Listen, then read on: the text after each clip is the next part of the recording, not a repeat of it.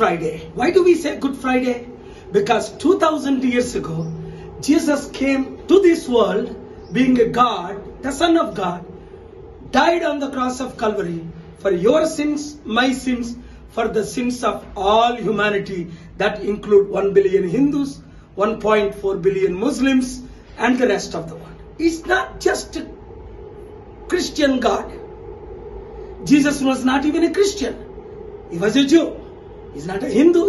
He was not a Muslim. He was not a Hindu. He was not a Gentile. But he was a Jew. So, Yesu Prabhu 2000 సంవత్సరాల క్రిందటి ఈ లోకానికి వచ్చి మీ పాపముల కొరకు నా పాపముల కొరకు చనిపోయిన రోజు గుడ్ ఫ్రైడే. బ్యాడ్ ఫ్రైడే అంటారు కొంతమంది. బ్యాడ్ ఫ్రైడే ఎలాగవుద్ది? ఆయన కార్చిన రక్తము ద్వారా, ఆయన చిందించిన రక్తము ద్వారా మీ పాపములకు నా పాపములకు పరిహారం. రక్త ప్రోక్షణం అవశ్యం. పరమాత్మైన పుణ్యదాన బలియాగం సర్వ పాప పరిహారం.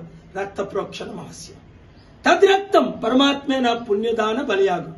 చూసారా, యేసు ప్రభు అందరికీ దేవుడని రుజువేంటి? మానవులందరికీ 850 కోట్ల ప్రజలకు, 100 కోట్ల హైందవులకు, 140-50 కోట్ల ముస్లింలకు, 260 కోట్ల క్రైస్తవులకు, ప్రపంచ నాస్తికులకు కూడా. కనుక ఈ రోజు గుడ్ ఫ్రైడే అంటాం.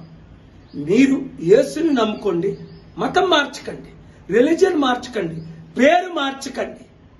ప్రభువుని మీ హృదయంలో అంగీకరించండి. ప్రభు ద్వారా క్షమాపణ పొందండి, శాంతిని పొందండి, దీవెనల ఆశీర్వాదాలు పొందండి. ఆదివారంకి ఆయన మరలా తిరిగి లేచాడు. ఆ మెసేజ్ నేను సపరేట్గా ఇస్తాను. మీడియా మిత్రులందరూ ఈ వీడియోని షేర్ చేయండి. అందరూ దీవెనల ఆశీర్వాదాలు పొందండి. Thank you very much once again. Very good Friday. సమస్య లేని ఇల్లు ఉండదు, పరిష్కారం లేని సమస్య ఉండదు. బంధాలు గొప్పవి, బాధలు చిన్నవి. మీ సమస్యని మేము పరిష్కరిస్తాం. రండి, మాట్లాడుకుందాం.